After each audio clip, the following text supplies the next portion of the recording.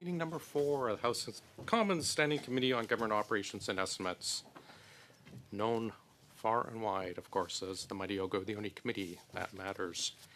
Before we start, as always, I'd like everyone to remember to keep your headsets away from your microphones at all times so we can protect the hearing of our very valued and vital interpreters. Welcome back, Mr. Jakes. You have some associates with you. I understand you're going to introduce. We'll start with you for 5 minutes. You have the floor, sir. Go ahead. Excellent. Thank you, Mr. Chair. Good afternoon to distinguished members of the committee. Thank you for the invitation to appear before you today. Je suis heureux d'être ici pour discuter des dernières. I'm happy to be here to talk about the latest economic and financial outlook of our office, which were published this morning. This report provides Parliament with a baseline projection of economic and fiscal outcomes under current policy settings in order to support and inform your debates. An economy navigating significant global and domestic challenges. It incorporates new measures announced by the government since the 2024 Fall Economic Statement, with the exception of incremental measures to achieve the NATO 5% of GDP defense pledge and the government's comprehensive expenditure review. We will incorporate these and other measures when the government provides sufficiently detailed information. I'm now going to briefly summarize our findings. On economic growth, we project growth in the Canadian economy to be modest this year and next, with real GDP growth averaging only 1.2%. This outlook is shaped by factors such as increased trade uncertainty and the implementation of tariffs, as well as slowing population growth. On inflation, we project inflation to remain near the Bank of Canada's 2% target and assume that the Bank of Canada will maintain its policy rate at 2.5% before returning it to its neutral level of 2.75% late next year. On the fiscal outlook, we project the budgetary deficit will be $68.5 billion, that's billion with a B, this fiscal year, which is 2.2% of GDP. Looking forward, we project the deficit will decline slightly, but remain close to $60 billion through the medium term. On federal debt, we project the federal debt to GDP ratio will be 42.5% of GDP this year, rising over the medium term and remaining well above its pre-pandemic level. Mr. Chair, in the spirit of providing the clearest and most direct information to this committee, I'm proposing to try a slightly different approach today. With me at the table are the lead analysts and directors who were responsible for preparing this outlook. Diara, who is in charge of our economic forecast, Christina, who is in charge of our budgetary and fiscal outlook, and Tim, who looks like a security guard but is actually responsible for our work on tariffs. They are the experts who built the models and performed the analysis that underpins the report you have before you. Je suis bien sûr prêt à répondre à toutes vos questions. While I am, of course, prepared to answer any and all of your questions, I believe the committee's work will benefit from the opportunity to hear from them. With your permission, I have asked my colleagues to respond directly to your questions regarding the economy, tariffs, and fiscal outlook. Our office remains steadfastly committed to its core mandate, providing independent, non-partisan analysis of the nation's finances and the economy.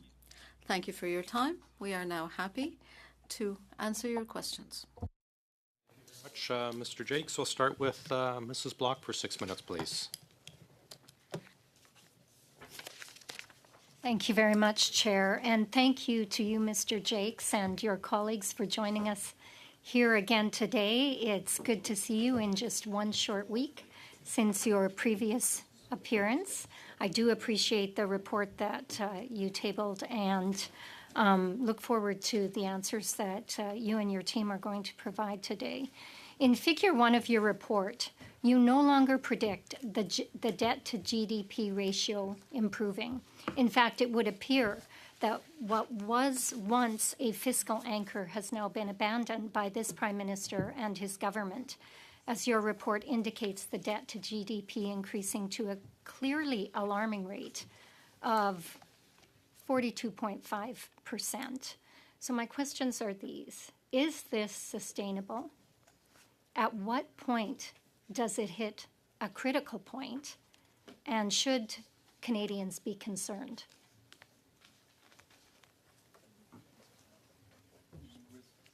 Can I No. jump in? Yes. Still working out the kinks. With respect to, thank you for your question. To answer, I think, the most important part of the question first, I think everybody should be concerned. My jokes aside, it's a really serious day, right? This is the first time in 30 years that we've tabled an economic and fiscal outlook where the fiscal anchor of the general and probably most important fiscal anchor for any government is a declining or at least stable debt to GDP ratio. And this is the first time in 30 years that I've seen one in which that ratio is going up over time. So that's definitely a cause for concern. Certainly on our end, we're hoping and certainly expecting the government, as part of Budget 2025, to clearly indicate what the government plans to do to address this and potentially address this problem, because it's certainly not sustainable. Thank you. So in response to your last statement, again, under the current leadership, this government is set to worsen the outlook of our debt.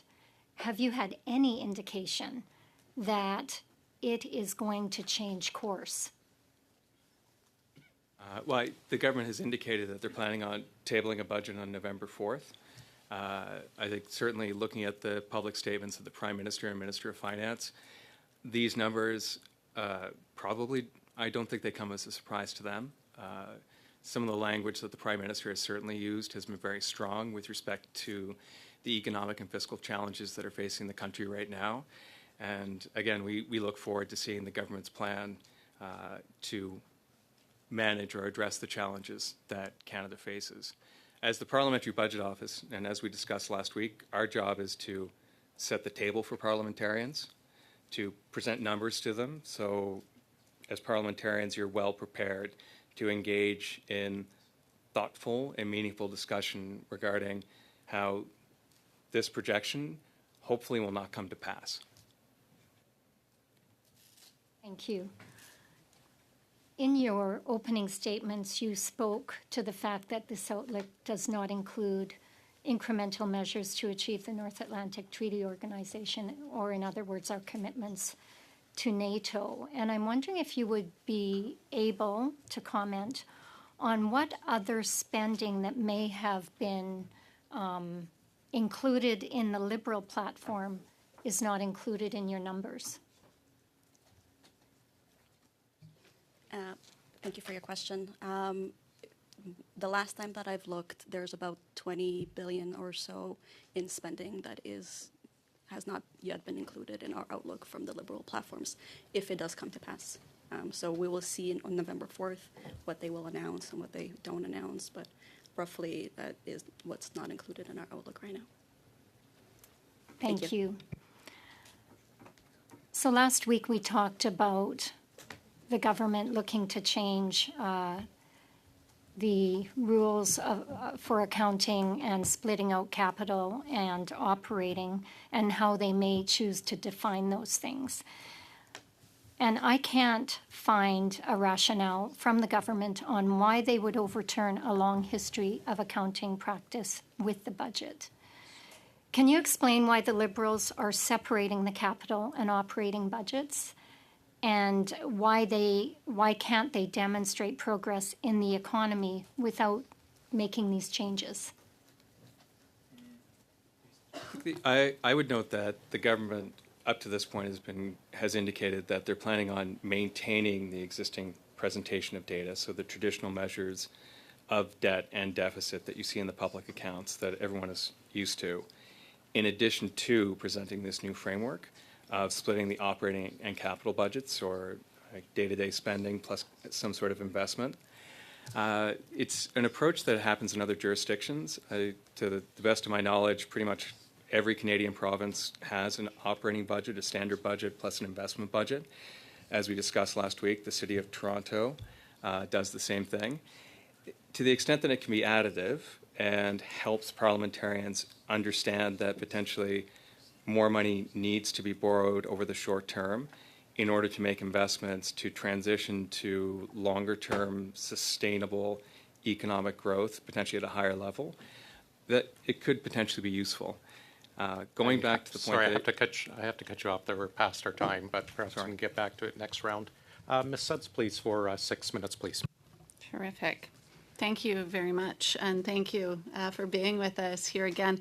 It's my understanding today that we have actually 2 reports that were tabled, although your opening remarks leaned heavily, of course, on the economic and fiscal outlook. I wanted to spend a bit of time as well on the federal infrastructure spending, if I may. First, just to be clear in reading it, the report is reflecting infrastructure across the entire government, not just within the Department of Infrastructure. Is that correct? Yes. Okay. Thank you. And so, as I was reading the report, an obvious question to me that I don't think was addressed was just what needs to happen? What can government do in order to make the system better? Thanks for your question. It's a really good question for which, as interim parliamentary budget officer, I am not particularly well placed to answer it from a government-wide perspective. Something that we do mention in the report, and that definitely jumped out to us, was we've been tracking infrastructure spending across government since 2016. But that was the point where the federal government made a big push to increase the size of spending and also increase the size of infrastructure spending writ large and also spread it out across various departments. And a recurring theme is it's exceptionally challenging and very difficult to actually pull all the data together. And unfortunately, it continues to be the case. So that's the first thing if one was looking for an opportunity to actually fix improve the infrastructure spending across the federal government, simply keeping track of it in a better way would be useful, I think, for everyone. And as well, linking to the previous question with respect to the presentation of operating and capital budgets, infrastructure spending and these transfers that they're payments that go out to other levels of government. It's not traditional capital spending on federal assets. And so conceivably, you'd want to incorporate it as part of your capital budget. But if you're not tracking it, if the government isn't tracking it, it's going to be really hard to actually do that. So that's probably one of the key challenges that the government and the public service is going to face. Okay, excellent. Thank you for that. I am curious your thoughts as to whether the infrastructure bank is helping to reduce the infrastructure deficit in the country. I don't think as interim parliamentary budget officer, I don't think I have an opinion on that. We haven't looked at the specific contribution that the infrastructure bank makes to alleviating or reducing the infrastructure deficit across the country. Yeah. Perhaps a future study, something to dive into, is certainly quite a bit of activity there. To your earlier comment about kind of the desperate nature of the infrastructure spend, who should be tracking the infrastructure spend across government if it was to be a centralized authority? I don't think I have an opinion as interim parliamentary budget officer. I don't think I have an opinion with respect to within the government among the federal departments who's tracking it. Only that there's somebody who's tracking it centrally. There end up being clear definitions, and the information is obviously being fed to the relevant minister and the Department of Finance on a relatively frequent basis, both in terms of planning on the budgeting side, so how much of the budget is going to be split into operating and capital, but also how much money is actually going out the door in a timely way. Because as part of the work we've done on infrastructure in the past, that was another one of the interesting findings, that notwithstanding the budgetary announcements for many new programs, there end up being challenges in actually spending the money as originally anticipated. And of course, in some situations, the money is transferred to other governments, and it's hard to actually, for the federal government to tease out precisely how it was spent. Thank you. Perhaps one last quick question. Perfect. So our government has been quite clear and been on the record about the desire to leverage more private capital, particularly for things like infrastructure. I, again, curious on your viewpoint on this, if you view this positively and the best way that this could happen such that it benefits Canadians. Looking at the infrastructure deficit across the country, and looking certainly at the government's interest in increasing capital spending at this point writ large, obviously you'd want as many sources of capital as possible, right? As opposed to exclusively relying upon the federal government and its balance sheet to borrow the additional money to make the contemplated investments. In terms of how that would best be done, I think if you look at the balance sheet of the Government of Canada, there are some things that they've already done in the past, like starting with straight borrowing of additional money, making those investments themselves on the assets that they own, borrowing the money, and potentially creating or funding another, like the Canada Infrastructure Bank, another organization that could potentially partner or make investments or provide loans. Or potentially providing loan guarantees as well. So there's a suite of options that available to the government. I think the nature of what you do really depends on the nature of the asset that you're looking at. So there are some projects where they're very high risk, they're very large, potentially they're very high risk, and it potentially makes more sense for the government to be, if they want to see the projects done, it makes more sense for the government to be intervening in that situation, because the market won't naturally intervene and actually make it happen. Thank you very much. Ms. Gaudreau, please, for 6. Bien, à 9 heures, Monsieur le Président, quand j'ai reçu. This morning at 9 a.m. when I received the document, I was able to read the whole thing attentively, and that's why I have very specific questions. And I have quite a number. Thank you, Chair. My first question. What is worrying? Is it most worrying? Is it the increase in the debt to GDP ratio or the lack of a specific budget plan?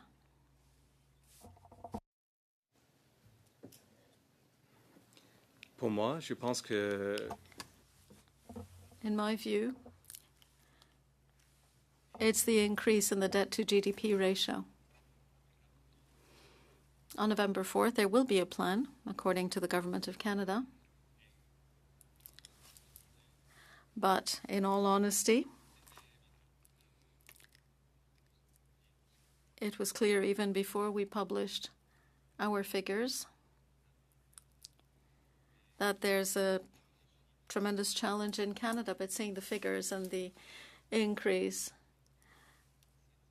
in the debt as a percentage of our economy, that was quite stupefying. So now we have a snapshot of how things stand now.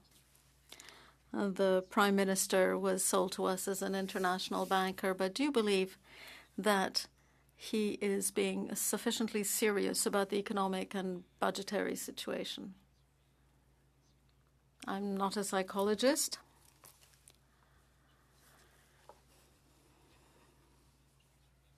As an interim parliamentary budget officer, I'm not well placed to talk about the psychological state of the Prime Minister of Canada. The deficit includes new spending that was in the Liberal Party's campaign. Your projection does not include those. No. What if we were to include them? I'm thinking about the defense budget and the promised increase to NATO's 5%. So what will the debt to GDP ratio be then? I don't think we calculated that, but we might be able to prepare some figures and provide them to the committee within a few days. What I'm saying is that spending is going up, and the federal budget's trajectory is concerning. If we were to look at an analogy, it's like a family seeing its income go down,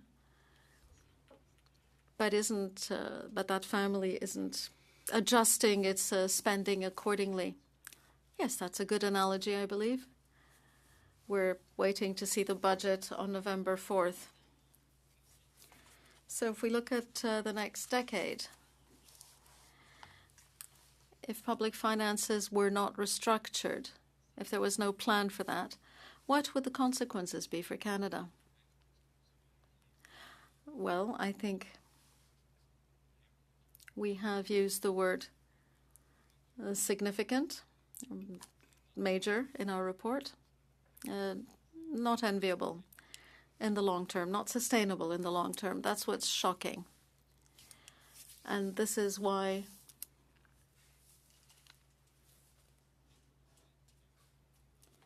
we are waiting to see with interest what Canada will do to rectify that projection.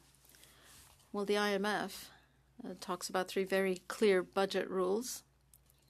The first is that a budget should be clear, should be simple, and should not be manipulated by the government. In those 3, what we can call rules, what would Canada's score be? What grade would you give Canada on that? I couldn't really say because, well, last week the Prime Minister did provide some clarification on some of Canada's financial and budget issues. Last week did show some progress, but things are not yet clear. I'd give it a C at the moment. I'd give it a grade of C. But, you know, it's like for my children.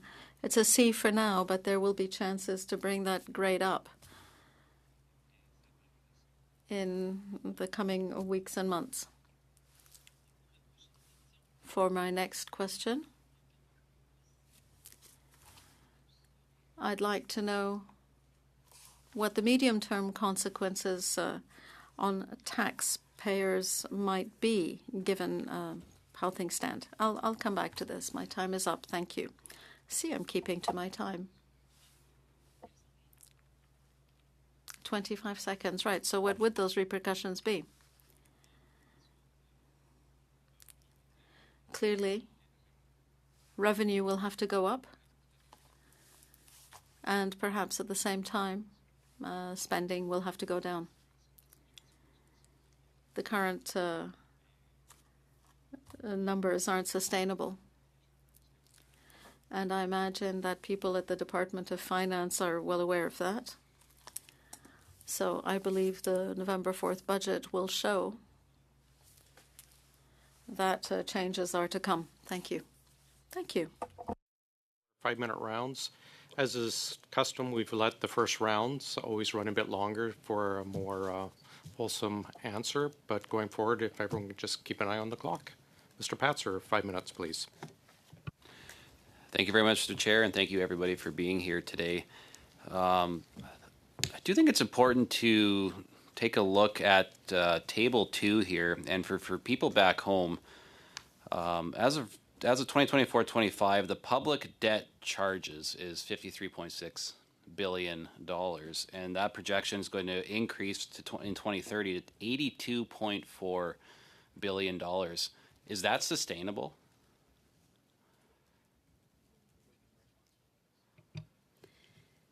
We also see that the debt servicing ratio is increasing over the projection horizon. So every dollar spent on debt is a dollar that is not spent elsewhere. As Mr. Jake said, that the debt to GDP ratio is something that we look at in terms of sustainability. So that is what we're tracking, and that is what we're very focused on. Yeah, and I mean, that was one of the hallmark fiscal anchors of the Trudeau government, right? And when it was 30.8, it was never going to go higher than that. That was kind of their commitment. And here we are in the table here, it's 41.7, increasing to 43.7. Again, how alarming is that for the average Canadian, for the taxpayer? Because there is only one taxpayer, right?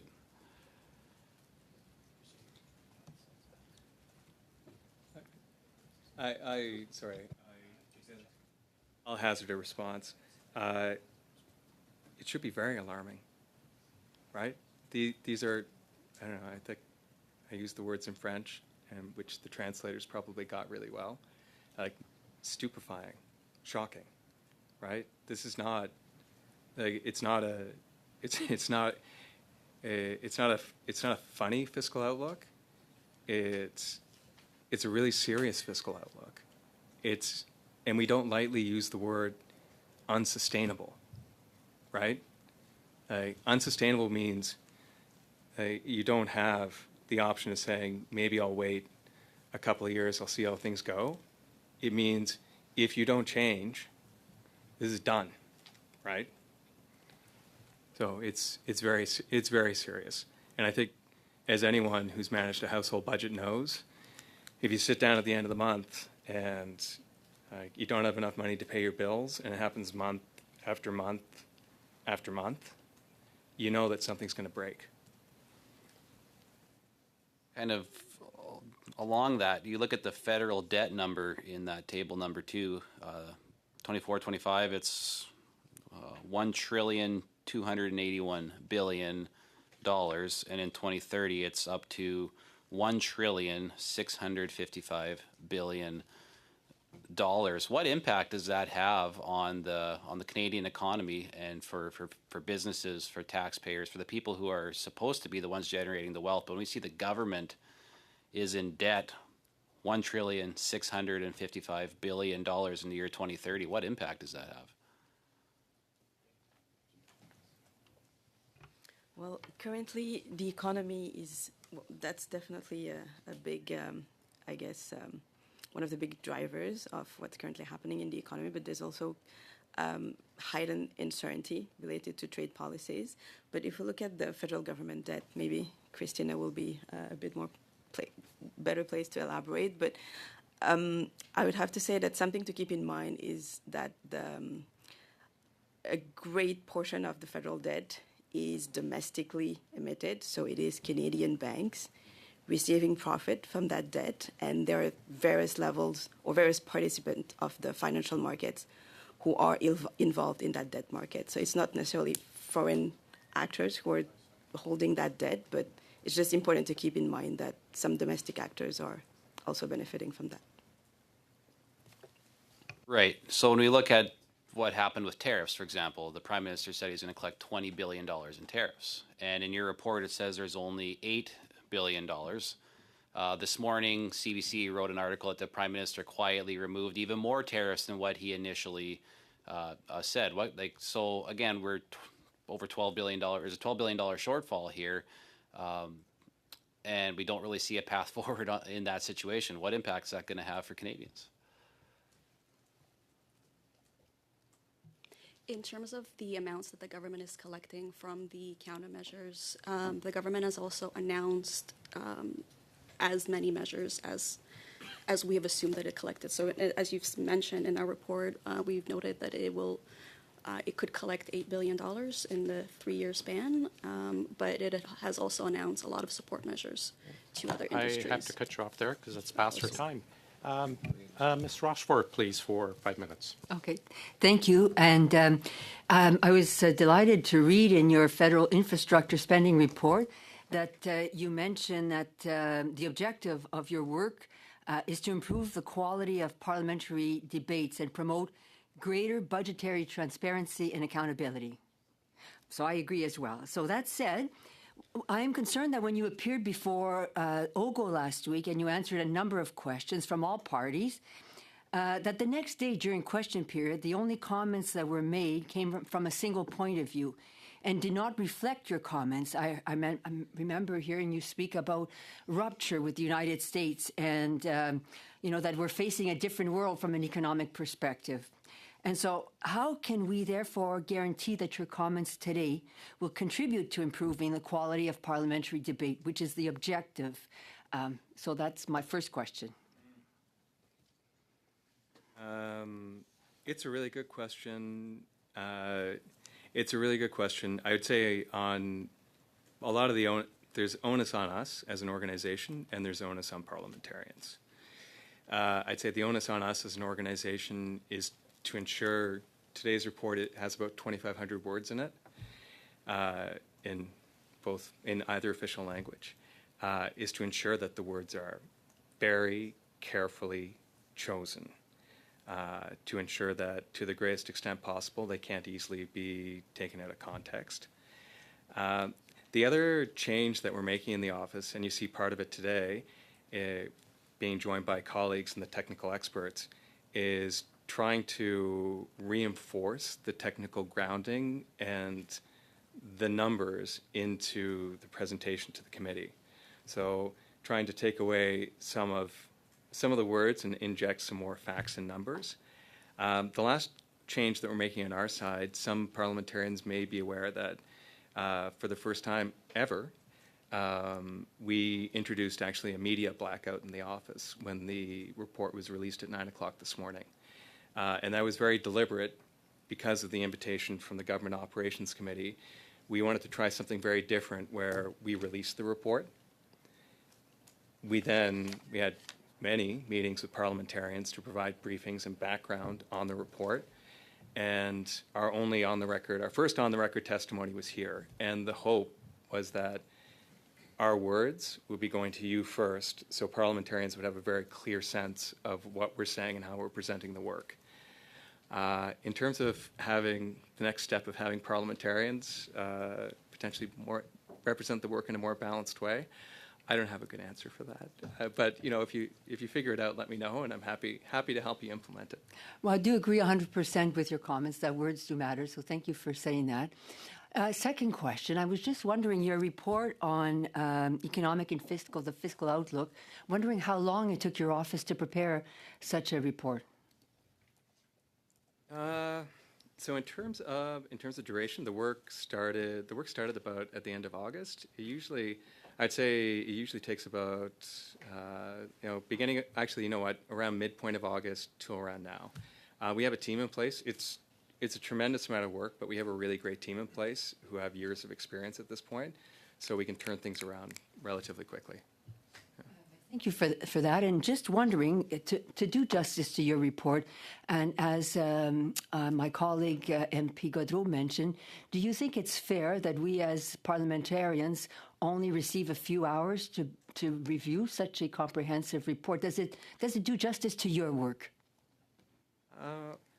I think it's not for me to judge whether it does justice to our work, because we're doing work for parliamentarians. I think I'd actually, and I'm not supposed to do this, but I'll do it anyway, I'm going to turn the question back on parliamentarians to say, is there a better way for us to present the work to you? And is there a better way to present the work to you so you can make it more useful? So today we tried something new with having the technical experts here. We tried the media blackout with an idea that we can kind of cut through the noise and present the results directly to parliamentarians, our clients. If there are other suggestions that you have that would make it more useful for you, we're all ears. Our office was created to support parliamentarians, right? So, I don't know, money comes in from across the country, comes to Ottawa, and Parliament cuts a check to create a parliamentary budget office. So, I don't know, like the people who if you pay somebody to cut your lawn and they're doing a bad job, you either fire them and find somebody else, or you give them additional direction regarding how they can do it better. Hopefully you don't fire us, but hopefully you provide us with additional direction. Well, thank you. That's our time, thanks. Ms. Gaudreau, please, for 2.5 minutes, please. Je vais revenir, Monsieur le Président. Chair, I'll come back to the committee's last meeting, at which we talked about uncertainty, lack of transparency. It was the beginnings of a concern about rating agencies. I talked about the IMF and its 3 rules. So it's going to be, what do you think it's going to be like in 10 years? Should we be concerned? And how is the government managing its budgetary policy message? I think the answer to that question is already there in your own words. It's transparency.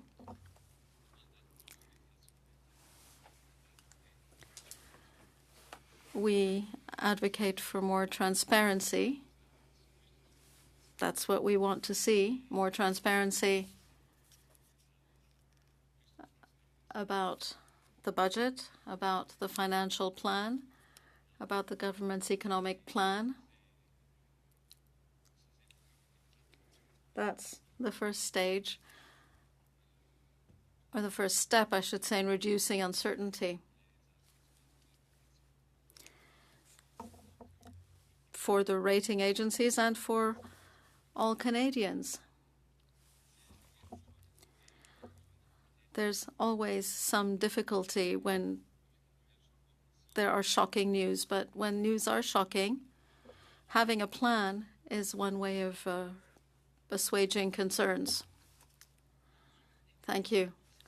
In a democracy, which is what we are, there are a number of pillars. The first is transparency, as we've just said. One concern of mine is that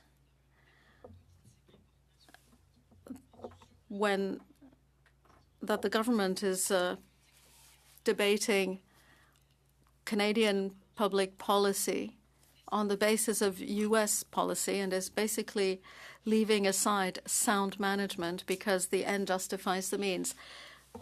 What's your view on that? Because I'm very concerned about it.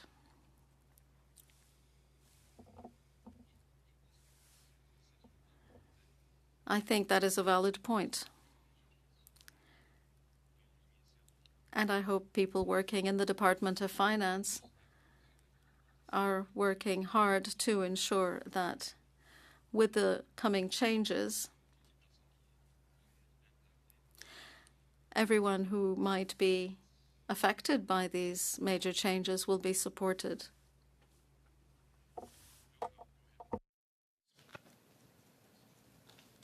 Thank you very much, Mr. Chair. It's a pleasure to be at the mighty OGGO. Make sure we get that on the record for Hansard. Mr. Jakes and your team, thank you for showing up. Appreciate your work. I would say, you know, with it being well over a year since we've had a budget, it's nice to have some picture as parliamentarians for, as you say, setting the table for what's to come. I hope I want to make sure I understand some of the assumptions that you've made, just so that I understand your very sobering testimony, and I thank you for, you know, mentioning kind of how serious of a moment we're in fiscally. If I look at Appendix A in your detailed economic outlook, you're not forecasting a recession, is that correct? Like you have unemployment, it's up in 2025, but it's back down afterwards in 26 onwards, and you have real GDP growth. It's small, but it's positive 1.2, 1.3 ongoing. So you're not projecting a recession, is that correct? No, okay. We're not projecting a recession, just very moderate growth. So our current debt service costs, or even just the amount of debt we're taking on each year, is increasing at an alarming rate without any economic recession or headwinds. Not to say we don't have economic challenges, but my point is your assumptions are that the economy actually is growing from here on out, that unemployment is falling, and we're still seeing some fairly serious increases in annual debt service costs, and substantially, as my colleague has just pointed out, up to about $80 billion a year. Is that correct? That's correct. Right. So, and I'm not challenging your assumptions, but obviously there are other pathways the economy can take. Some people are saying, well, unemployment actually may continue to increase. Growth might actually be a lot slower than we project. If unemployment goes up further or growth is not as high as you project, what will happen to the deficit and then the subsequent debt service costs? If the economic path is worse than projected or worse than we anticipate, then the deficit figures will deteriorate. Right. I would, and something I think I mentioned to the committee last week, I would say on our end, we're feeling pretty good about where things stand in the short term. So where we are now and going out over the next 12 to 18 months. The big question, and it's a policy question, which isn't in our bailiwick, but certainly is in the bailiwick of parliamentarians, is where do we end up in years 3, 4, and 5? Given the rupture that the Prime Minister has referred to, given the Prime Minister's reference to, quote, there's no going back, how do we get to those areas of growth? What are the policies that are going to be in place to ensure that the Canadian economy can return to its full potential growth? Right. Yeah. I guess what I'm highlighting, or what I'm glad you're kind of confirming, is we might not be in the worst economic environment yet. And what we're seeing actually with the levels of spending is we're increasing the risk to the fiscal framework of the country before we're in potentially much more serious economic challenges. Like if we're going to spend almost 14 cents of every dollar on interest on the debt without a recession in the next couple of years, what could that be if there is a recession? Could be 15, could be 18, could be, any number. Would you view that as a risk to the framework? I would view it as, and going back to quote, no one ever got laughed out of the room by quoting the Governor of the Bank of Canada. It's positive growth, but it's not going to feel good for most Canadians across the country. And in a situation, it definitely gives one pause where the economic numbers are positive and the fiscal numbers are negative and substantially negative. And we're borrowing record amounts of debt in the markets today, correct? That's our time. Pardon I'm sorry. Pardon me, Chair. Thank you for your indulgence. Mr. Casparo, please go ahead. Thank you. And welcome back to the mighty OGGO. That's for you, Chair. Last time you were here last week, we focused on infrastructure. So it's only appropriate we pivot back to fiscal matters. So looking at our current position, we can't look at it in a vacuum. It has to be viewed, I would say, on a comparative basis. So Canada still maintains its AAA credit rating, and its current debt to GDP ratio is, I think, 2.2%. How does that compare to some of our G7 colleagues? I can add one. No. To Canada relative to other countries is in a more favorable, if you look at the numbers, in a more favorable situation immediately. I would say, like for myself, the analogy is, I don't know, you're 200 pounds overweight and you have 50% body fat, and everybody else in your group, in your weight loss group, has 75% body fat and is like 400 pounds overweight and can't get out of bed. So, like we're in a more advantageous position, and in many ways, that's the opportunity where we can hopefully move. We have space and time where we can move quickly to rectify the situation.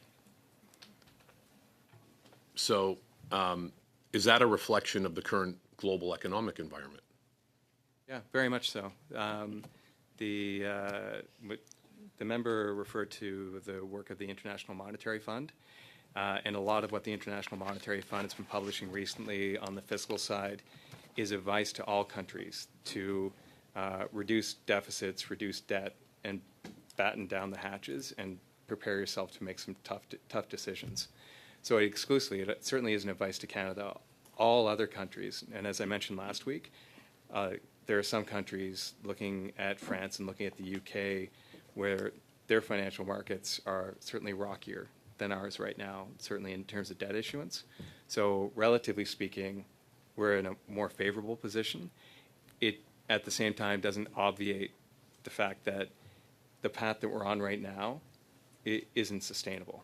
And we might have more time than those other countries, but we're going to end up in a very similar place without changes.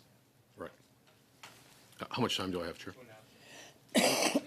I have another 2.5 minutes? Oh, okay, great. 2 hours, 2 minutes, and 10 seconds. Okay, great. So another question, obviously. You project, so we're on a good fiscal path, or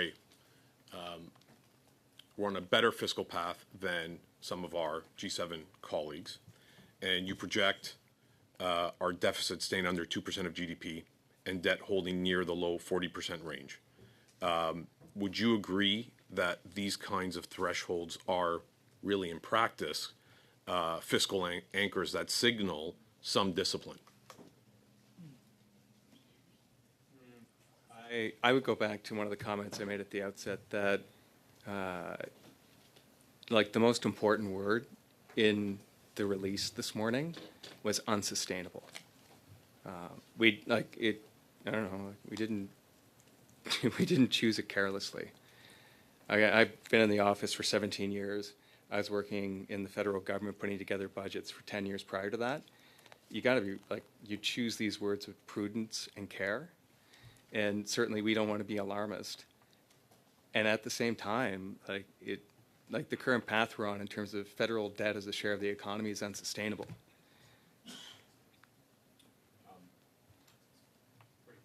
Yep, thank you. Coming back to our credit rating. Obviously, it's a fairly internationally recognized standard in terms of how sustainable our fiscal position is.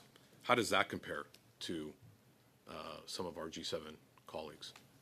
We, relatively speaking, again, similar to the fiscal metrics, we end up being further ahead or closer to the top of the group. Thank you. Great. Before we go to Mr. Gill, just to follow up on Mr. Gasparo's comment, I do get a royalty every time someone calls it the mighty OGGO, so please continue with that. Go ahead, Mr. Gill. Mighty OGGO, sir.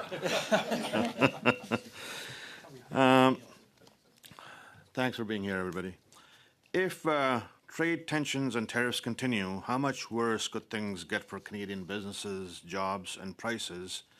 And a two-part question, what would happen to our economy if the CUSMA trade deal was rescinded or negotiated or renegotiated in a way that hurts us?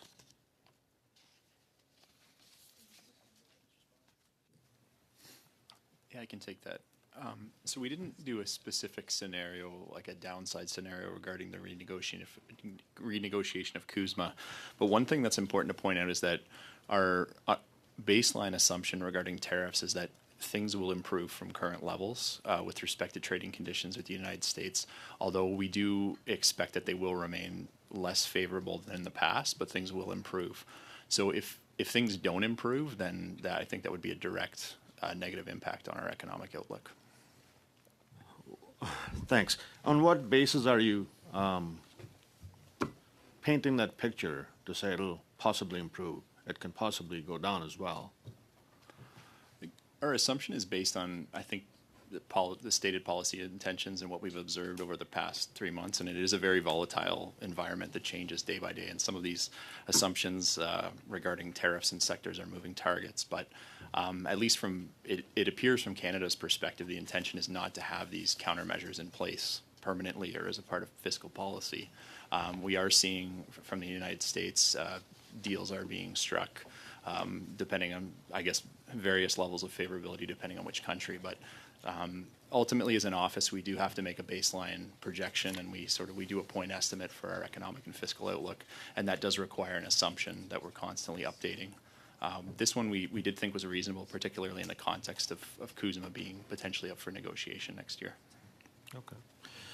Our debt servicing at currently, I think, I saw the figure, it's $55 billion for the whole year, so it's $1 billion a week roughly. Projected to go up to, I think, $82 billion by 2029-30. At what point would the interest costs start forcing cuts to healthcare, education, and other services? Because the growth rate is not going to be the same as the debt ratio is going, or are we expecting the GST revenues to be matching that growth? I'd say sorry, excuse me. I'd say in terms of the increase in the debt charge expenses, yet the more broadly, and as I mentioned earlier, the path we're currently on isn't sustainable, and the government will need to make choices to either increase revenues or cut spending in order to stop arrest this unsustainable path that we're on. I don't know. We don't put together the budget. We only analyze the budget and put together forecasts. So I don't know precisely what's on the table at this point beyond what the government's already announced publicly. So the increase in revenue is possibly through taxes then? Increase in taxes? Generically. So in a situation where you need to reduce your budget deficit, you need to be able to bring in on a net basis more revenue. So you reduce your deficit in order to return to a fiscally sustainable path. You need to either increase your revenues, so more cash coming in, or decrease the amount of money that you're spending, or a combination of both. How much more time do I have, sir? In your previous appearance before this committee, you said that you weren't aware if the government had any fiscal anchors. In your report, you outlined that the Liberals have abandoned their two previous fiscal anchors, namely that they will no longer have a declined debt-to-GDP ratio, and their budgetary deficits will exceed 1% of GDP. What impact will this have on future government spending if they continue to operate without fiscal anchors? Last week, the Prime Minister was asked in question period to clarify the fiscal anchors. He did provide some clarification indicating that there's going to be a greater shift to investment, declining level of debt overall. So there does provide some clarity that there are fiscal anchors. I believe the Minister of Finance also provided guidance regarding a target regarding a deficit, a budgetary deficit as a share of GDP anchor. That said, it certainly isn't comprehensive at this point with respect to what they are. It's always helpful to have fiscal anchors, right? It's always useful. It's the reason why hopefully you don't need guardrails while you're driving down the highway. Got to cut you off there, I'm afraid. We're going to go now to Ms. Sadhu, please, for 5 minutes. I can take her. I'm not sure she's... Okay, go ahead then, I'm up. please. Thank you. Absolutely, thank you. Restart the clock, go ahead. Awesome, thank you. And this is 5 minutes, yes, correct? Please. Yeah, okay. Thank you, and great to have a chance to ask some more questions. Despite some of the comments that I've heard over this first hour in the meeting, I think it's very fair to say that Canada is experiencing some historic challenges right now. Of course, given everything that has been happening in this trade war. And so undoubtedly that has, ramifications, massive ramifications, as we look at the report and at our economy. And, as I reflect on this, I struggle to imagine an alternative in which we were not making the investments that we are making in Canadians right now. Acknowledging, of course, that does, of course, cost, and there is a cost to that reflected in the projected deficit. But I would challenge, and I guess I would question what the alternative is at this moment in time when we know that Canadians need us. Yeah, I don't know that as interim parliamentary budget officer, I'm well placed to comment on alternative economic or fiscal policy. And it's that's a fair answer. And I think as members of parliament, as individuals representing our respective communities, being close to the ground, understanding the challenges that our communities face is reflected in the measures and the policies that we've been putting forward to ensure that we are investing where needed to support Canadians through what we know will continue to be challenging times through this trade war as our economy rebounds. So all that to say, I appreciate it is a tough question, but from this vantage point, certainly important to just, raise the flag that as elected officials, we certainly have a different vantage point than the Parliamentary Budget Office certainly would. Moving on from that, I did want to just ask, of course, in the report, you pointed towards weaker trade. The global uncertainty, of course, was referenced. And there are key drivers in the outlook that was put forward. So can you expand on how much Canada's fiscal picture is being shaped by those two things, the weaker trade and the global uncertainty? I think a good starting point would be to look at what's happening to nominal GDP, which is, as we call it, the largest proxy for the tax base. And because of those headwinds, trade policies, and other challenges as well, such as demographics, we've revised our outlook for nominal GDP by approximately 13 billion every year during our outlook. And that definitely contributes to affecting the fiscal position. But as Christina would say, there are other items or measures that have also been included in there. Okay, excellent. Thank you very much. Secondly, so your baseline captures existing measures announced up until, I believe, was September 5th, but it doesn't weigh in on the full impact of investments in housing, investments in infrastructure or skills. Would you agree that these measures would strengthen growth over time? On those specific investments, we do have a view as to what the baseline looks in terms of government investment in general. Unfortunately, because we don't have enough details as to how big or how these investments will be delivered, we have not fully incorporated them in our outlook.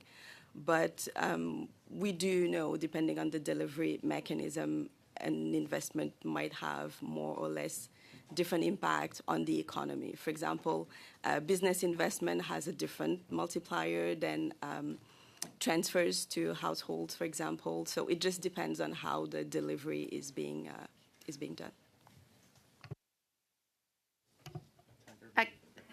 Yes, excellent. Just to wrap up, I appreciate those comments and look forward to seeing the impact of these very strategic investments that our government has been making to the betterment of the country and the economy. Thank you. Thanks. Ms. Goodrow, please, back to you for 2.5. Rapidement, Monsieur le Président. Quickly, Chair. I'm neither an economist nor an accountant. But if we want income and expenditure to balance, well, personally, in my view, if I look at what's going on here, I would have been bankrupt a long time ago. So how can the government, explain this. How can the government base its taxes and reduce the government's tax base? What am I failing to understand here?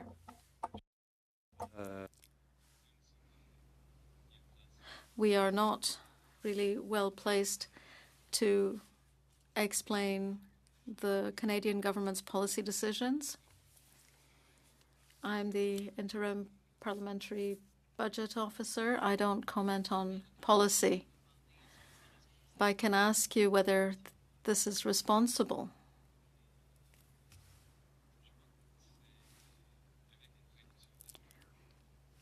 With reduction in tax revenue and increased spending, that will increase the deficit. and exacerbate the problem that the Government of Canada needs to rectify. There's another issue here. We see that there'll be a reduction in the size of the public service. That's been promised for some time now. But that actually is associated with a 20% increase in the country, because there'll be a 5% increase in defense spending, or spending will go up to 5% of GDP. Well, there'll be more detail on November 4th. My last question. There should be models. Chair, we were hearing about models in the United Kingdom. I know there's some in Quebec. There are provinces and other jurisdictions that are providing transparent breakdowns. Should the Government of Canada not adopt that approach to letting figures speak? That is a good question. I believe the government and the public service is familiar with what other jurisdictions do, provinces and other countries. I believe they are selecting their approach with an operational and investment structure or framework. And I think that should be done fairly quickly, but let's wait for November 4th. Thank you, Mr. Chair. I just wanted to pick up where we left off when the chair so abruptly cut me off last time. We're issuing a record amount of debt this year, as I understand. The last debt management strategy came out early in the summer. I think about $620-odd billion has to be issued this year. Is that your understanding as well? Okay. If the government is saying we will spend less and invest more, in theory, these investments will have a return, of course, because investments do have returns. But they continue to borrow short-term debt instruments. How does that, usually you try to match your assets and liabilities, but if you continue to borrow on the short end of the curve, as they say, but making long-term investments, does that not increase the risk to taxpayers that as interest rates change, taxpayers are, and the government's far more exposed to these sensitivity in interest rates, such that, our debt service costs could actually increase much more quickly if rates were to go up for any reason?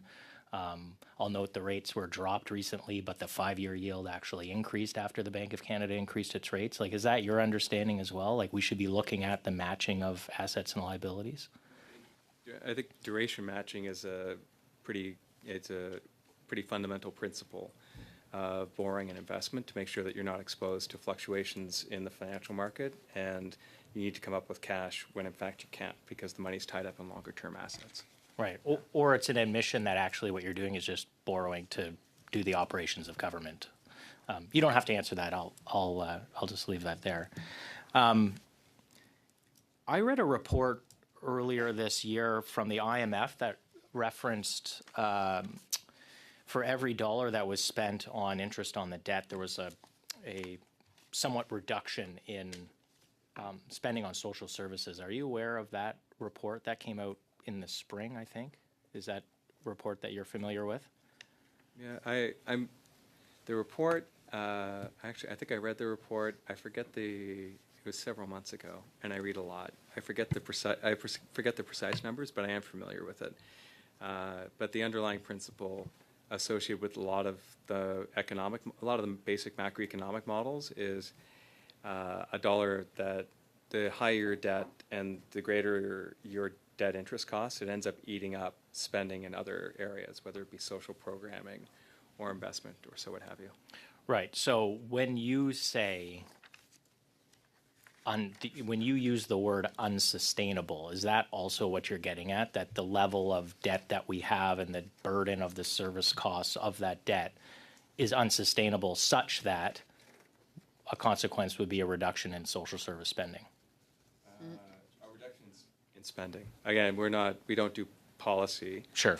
We do budgeting, and from a basic budgeting perspective, you have spending and you got revenues, and in a situation where you have a large deficit, and effectively it's not, your debt levels are growing at an unsustainable rate, you got to either increase your revenues or you got to decrease your spending.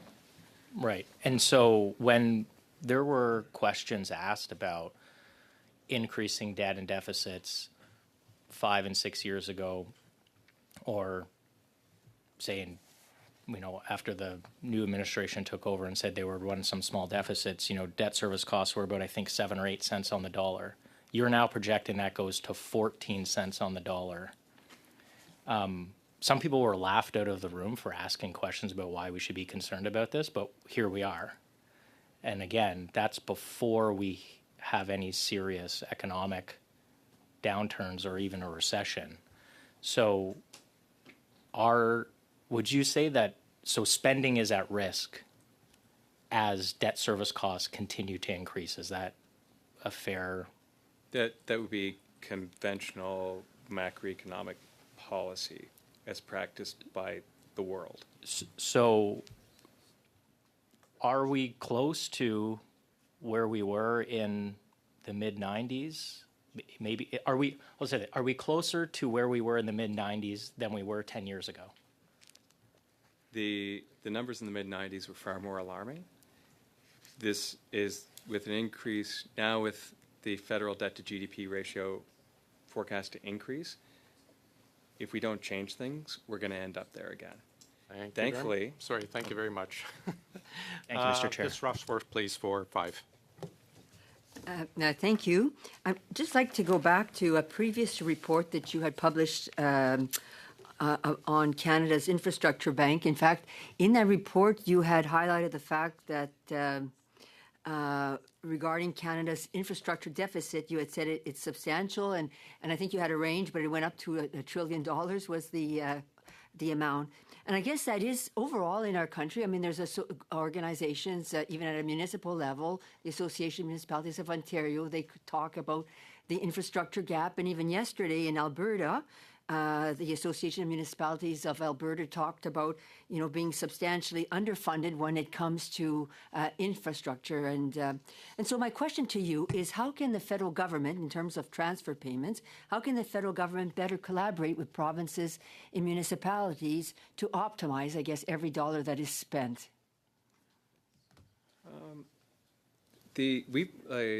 Going back to, again, 2016, when we started to do work in this area, the need for better collaboration with provincial governments and large municipalities across the country was something that we did note and we did highlight.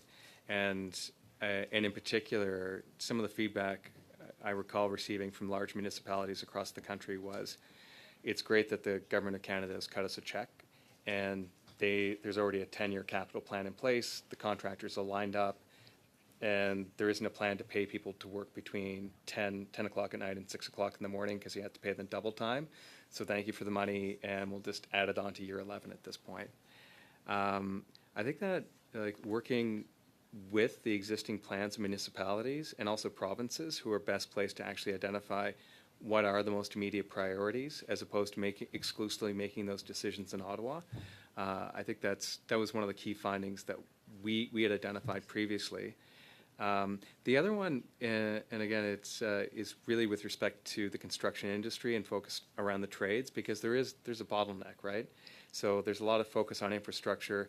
There's a lot of focus on housing. So we do have a housing crisis, and the need to actually, there's only so much capacity to go around to actually build at this point. So whether it's on infrastructure or whether it's on the housing file, trying to take a coordinated approach across all levels of government with limited resources available, I think it certainly makes sense.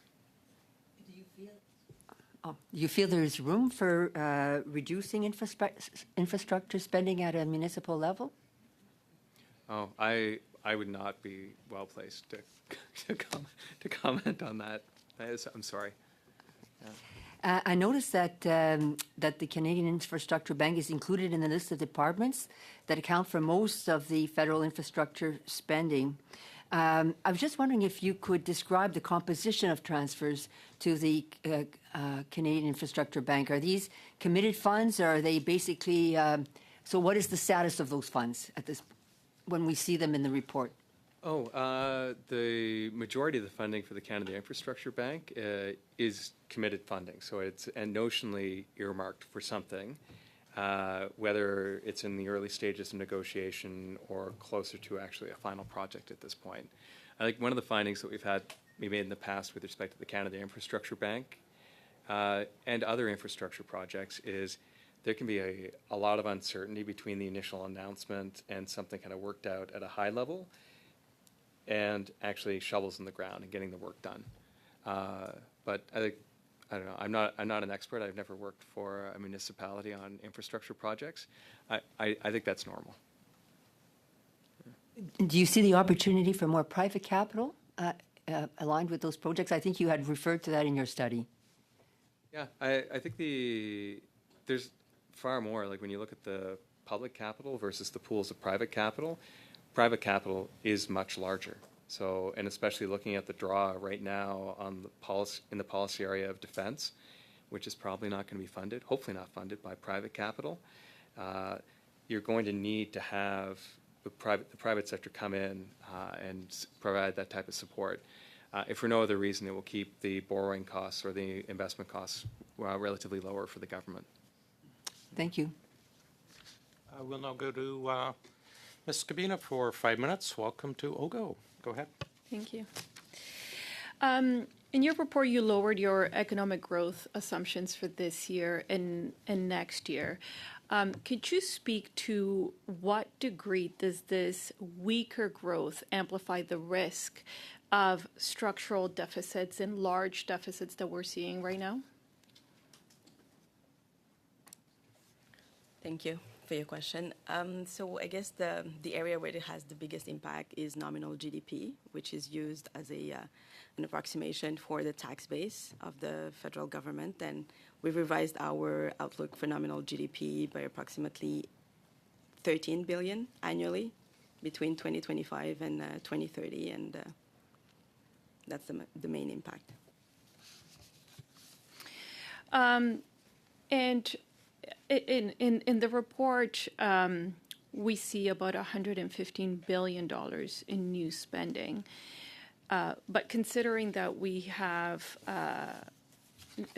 we have weak growth, could you speak to how many of those expenditures could be deferrable to a time where we have a stronger economy? I think so it's, I'm not going to pass judgment on what could be or should be deferred. I would, however, say that when you look at the composition, so $115 billion over about 5 years, about a third of that ends up being defense spending, so additional defense spending on the part of the government. Another substantial chunk is the decline in revenues associated with the reduction in the lowest personal income tax rate from 15 down to 14, and the elimination of the digital services tax. So, you know, could it be deferred? Could those things be deferred at this point? It ends up being very much a policy question of what are the priorities of parliamentarians. So can you speak to then on whether you see the absence of meaningful expenditure discipline? It's hard for us. So we published many reports over the past 10 years with respect to the government's efforts around spending restraint and spending review activities. I think, like up to this point, the results, I would characterize them as best as being uneven. So there's one, in particular, there is one expenditure review activity where the government took credit for underspending for pandemic benefits and declared victory around spending restraint and spending cuts. That said, we're in a new era. the announcements in the official language from the Government of Canada and in the House of Commons is certainly different with respect to the comprehensive expenditure review. And I guess we're going to find out on November 4th.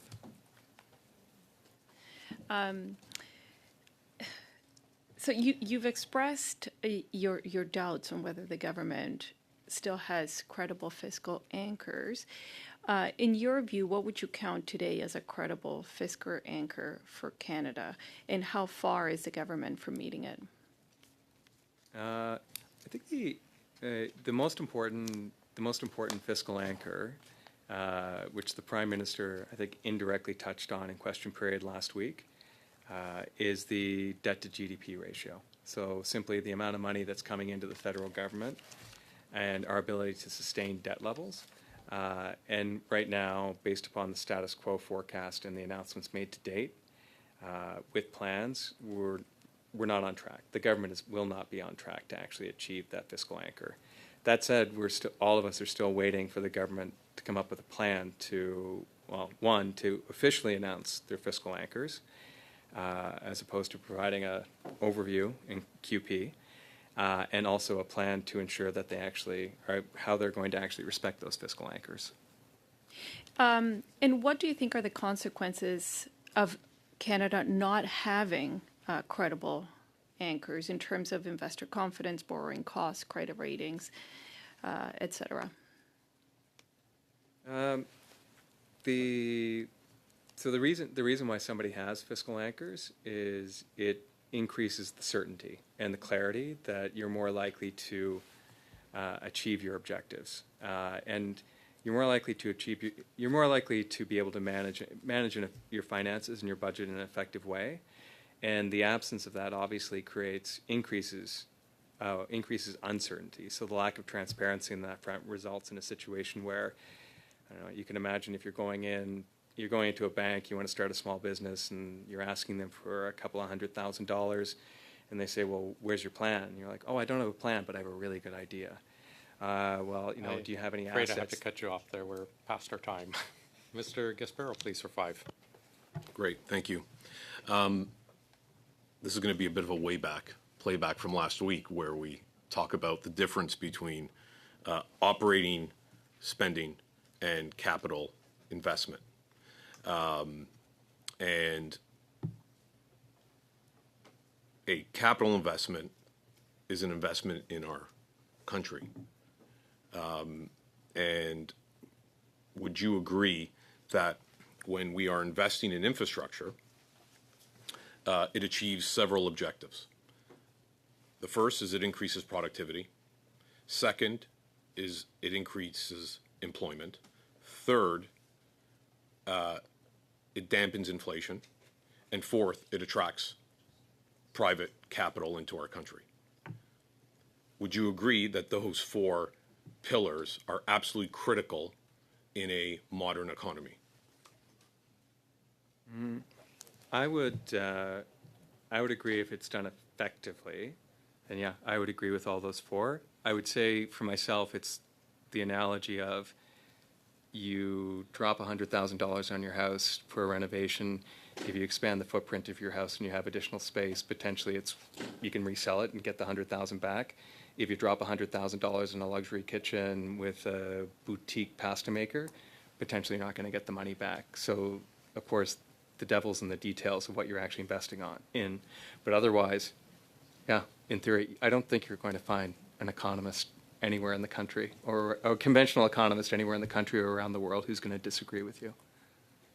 Yeah, and I'm using your definition of infrastructure, capital projects, bridges, roads, power, all the things that our country needs to ensure that we are successful moving forward.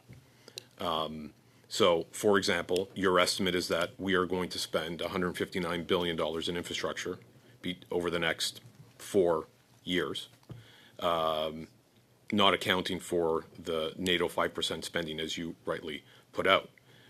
Do you agree that, again, using your analogy between investing in your home and maybe paying off a credit card by borrowing money, etc., that there is a substantial difference between, again, operating spending and capital investment? Yes. Perfect.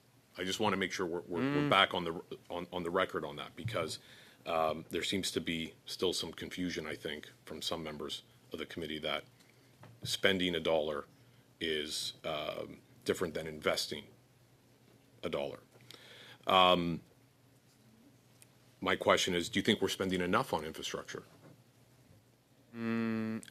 That's a really good policy question for which I do not have the mandate to answer it, sadly.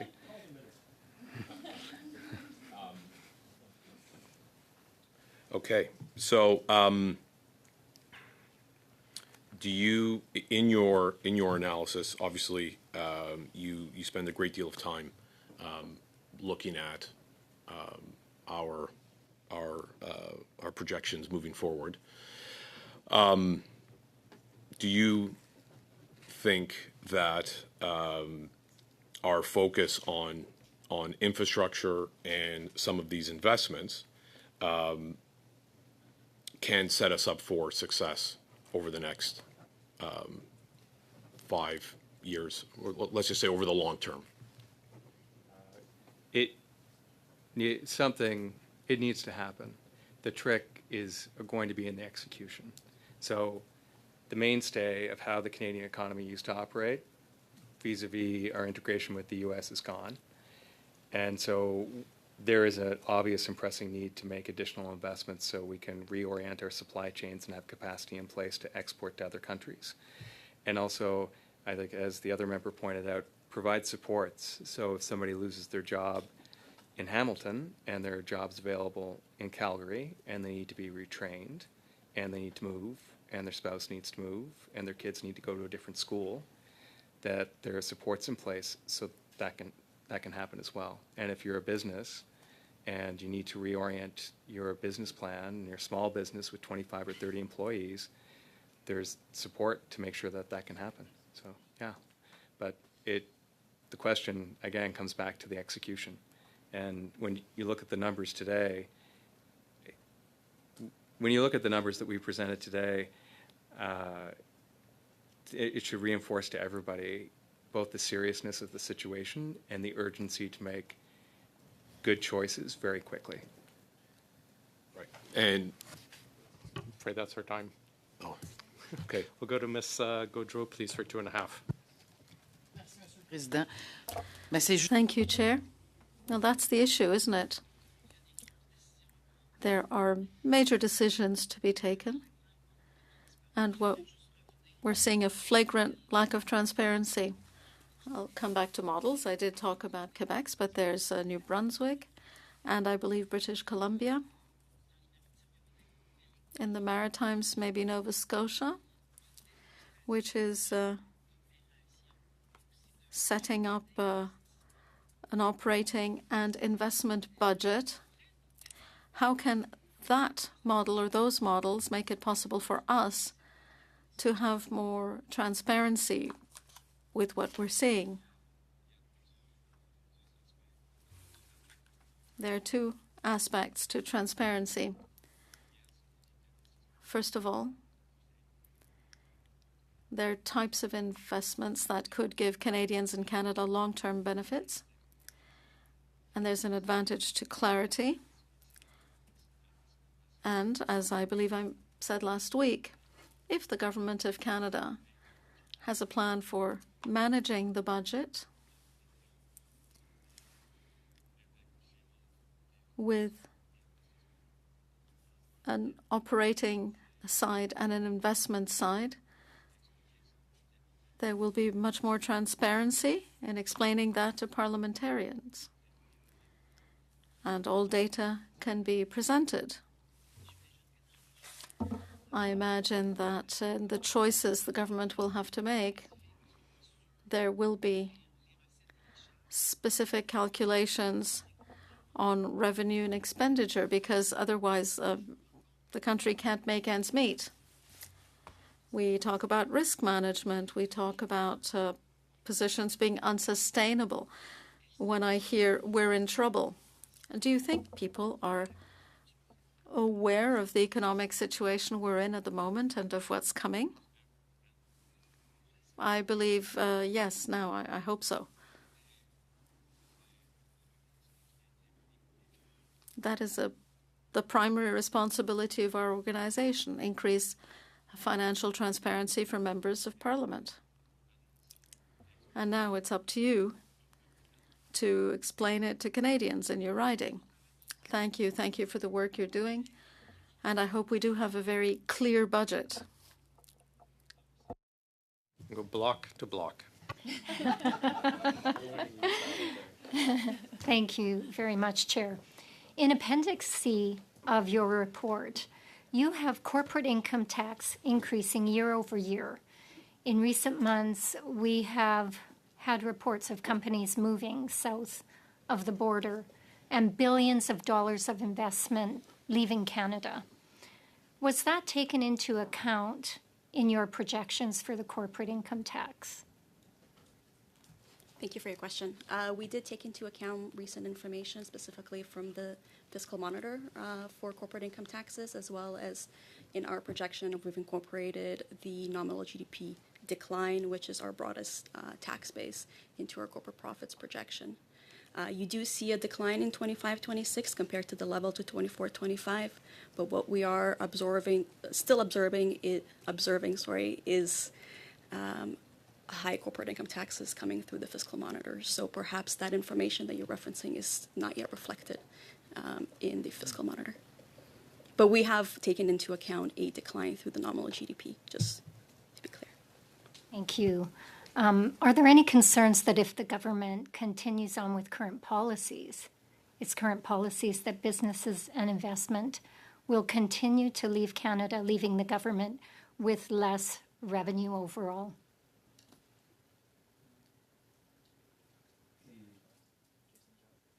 The simple answer to that question is the status quo approach is not sustainable. Mm-hmm. Okay, thank you. Additionally, in your report, you mention a risk of prolonged trade uncertainty, bringing about even worse deficits.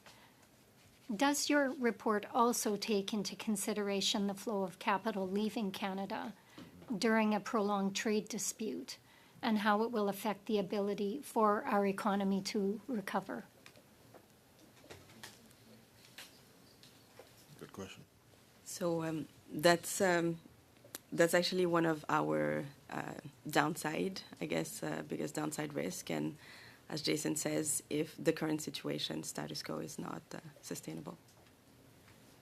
Okay, and I guess my last question for you would be, if the government continues on its current spending levels, when do you project the budget to be balanced?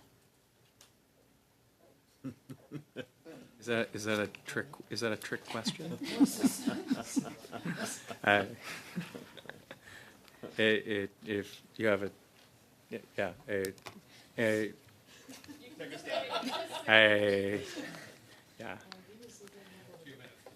a very long time. Again, the current status quo is not sustainable.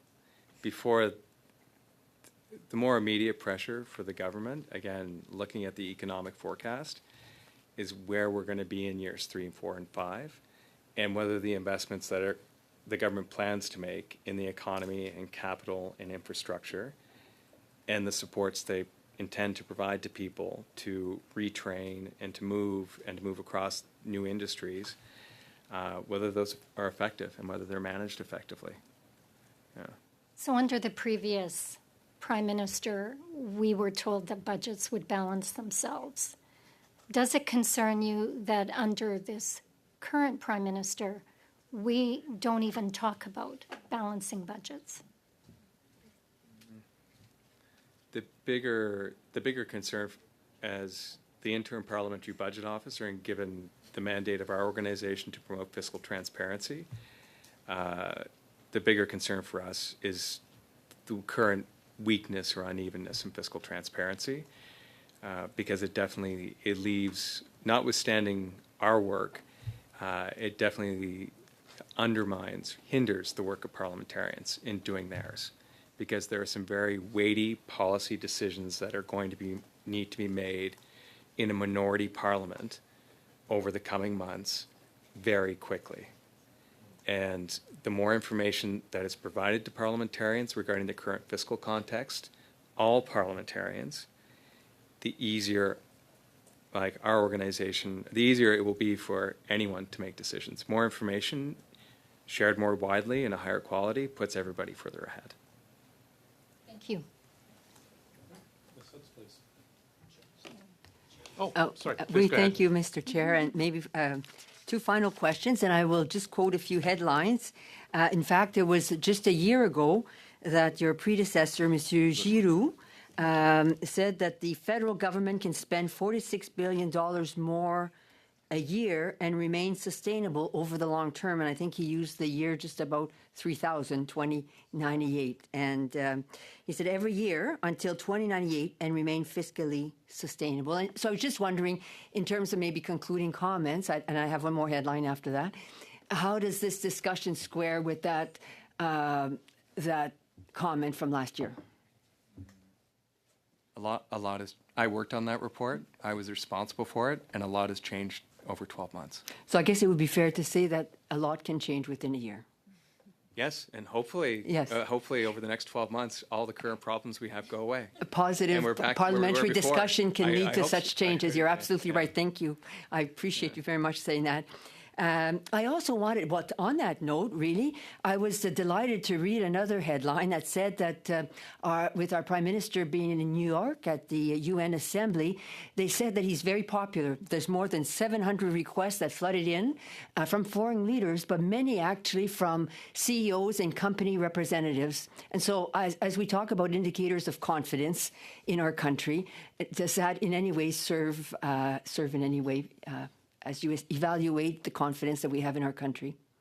Yeah, the business confidence is one of the key variables we consider as part of our macroeconomic model. And obviously the confidence that both external entrepreneurs and CEOs have, potentially more importantly, the confidence that individual Canadians have to step up and start a small business. Those who have a small business can take the next step, borrow additional money and make investments and hire people. That's a critical factor that we pay a lot of attention to in terms of economic growth. Oh, but thank you very much for those comments. That's all for me. Thank you. Well, thank you very much for all of you being here. I have one question, though. I was reading also a headline about a wonderful young man named Louis Jakes, who was running across the country to PEI to raise money for St. Joe's Table. Any relation? Yeah, that would be my son, Mr. Chair. Yeah. I had to put that on the record. Thanks for everyone being with us. Very quickly, witnesses for Canada Post's first tranche. Please have them in by October 7th. I suspect we can add later, but please, so we can get our clerk working on it. Recommendations for the Consul General report, if you could have them in by next Thursday. We're not here Tuesday, of course, but we're starting Consul General report Thursday. If you could have your recommendations into the analysts. They always can be revised, but it'd be nice if we have them in because quite often there's overlap so that we can build recommendations together. And the last point, the procurement ombudsman we were going to have in, he just put out the report. I'm sure everyone saw the draft report. It's not public yet, so we'll wait till it's actually tabled and made public before we can actually bring him in to brief us, but also go over that report. For those who weren't here last time, it was a report generally commissioned, lack of better words, by this committee. I'm not sure if I'm allowed to make a point of order at this point. What's your point of order? Simply, for me, I find the best practice in all meetings is to be able to receive reports at least 24 hours ahead. I mean, if you look at all organizations, they have. What report are you referring to? So today's report from our parliamentary budget officer, I think, for me, I find receiving no notice. I was in meetings all day. I arrived at my desk, and the report was there. And I find that that's unfair and not a proper meeting procedure to not be given sufficient notice. Notice went out yesterday. The report was only received today. I know, but notice went out yesterday. Yeah, but we need to read a report. Notice is one thing, but to be able to assess a report. So if you could, Mr. Chair, when it's possible, to provide, that would be great. Yes. Take that under I'm a busy MP. Thank you. You all are. Everyone, again, Mr. Jakes and colleagues from the PBO, wonderful to have you with us. And with that, we are adjourned.